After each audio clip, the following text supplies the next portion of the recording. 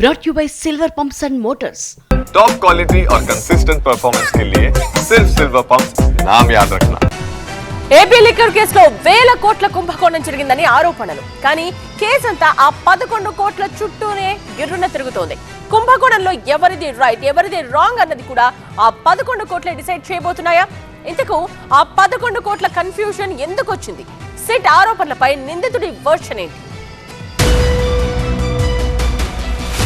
Rajakeshi Reddy AP liquor కేసులో A1 గా April 22 నుంచి జైల్లో ఉన్నారు.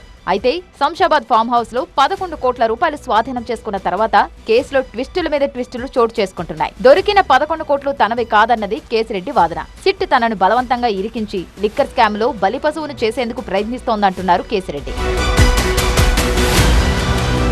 లిక్కర్ కేసులో A40గా ఉన్న నిందితుడు వరుణ్ పురుషోత్తం ఇచ్చిన సమాచారంతో శంషాబాద్ లోని సులోచన ఫామ్ హౌస్ లో రైడ్ చేసింది సిట్. 12 కాటన్ బాక్సుల్లో 11 కోట్ల నగదును సీజ్ చేసింది. కేశిరెడ్డి సూచనల మేరకే డబ్బు దాచానని వరుణ్ చెప్పినట్లు సిట్ చెబుతోంది. ఇందులో A8గా ఉన్న చాణక్య ప్రమేయం కూడా ఉందని ఆరోపణలున్నాయి. దొరికిన డబ్బు మద్యం కంపెనీల నుంచి వచ్చిన కిక్ బ్యాక్ లని సిట్ భావిస్తోంది. ఫామ్ హౌస్ యజమాని తీగల విజేందర్ రెడ్డి కుటుంబానికి చెందింది. కేశిరెడ్డి భార్యకు అక్కడి హాస్పిటల్లో చిన్న షేర్ ఉంది. ఈ షేర్ లింక్ ను సిట్ బినాబీగా భావిస్తోంది. 2024 ఎన్నికల సమయంలో డబ్బు తరలించారని సిట్ అనుమానం. కోర్టు ఆదేశాల మేరకు నగదును విజయవాడ SBIలో డిపాజిట్ చేశారు. సీజ్ అయిన 11 కోట్లు తనవి కాదంటూ మొత్తం 3 పిటిషన్లు దాఖలు చేశాడు కేశిరెడ్డి. పిటిషన్ నెంబర్ 1 11 కోట్ల రూపాయలతో తనకు సంబంధం లేదని. పిటిషన్ నెంబర్ 2 సీజ్ చేసిన డబ్బు లెక్కలు RBI నుంచి వివరాలు తీసుకోవాలని.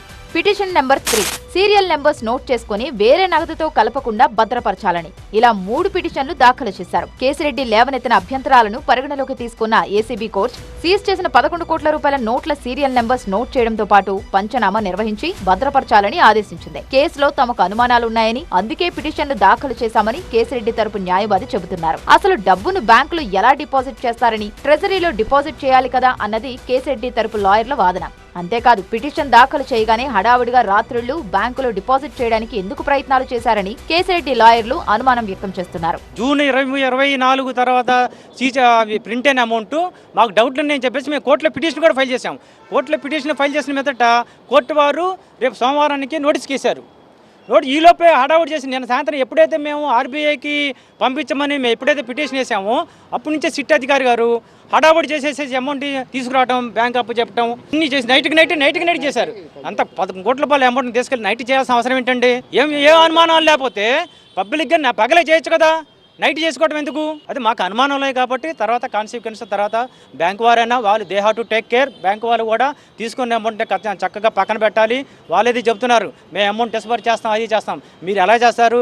కేసు ప్రాపర్టీని తెలుసు, పక్కన సిట్ ఆఫీసర్ తీసుకొచ్చారు.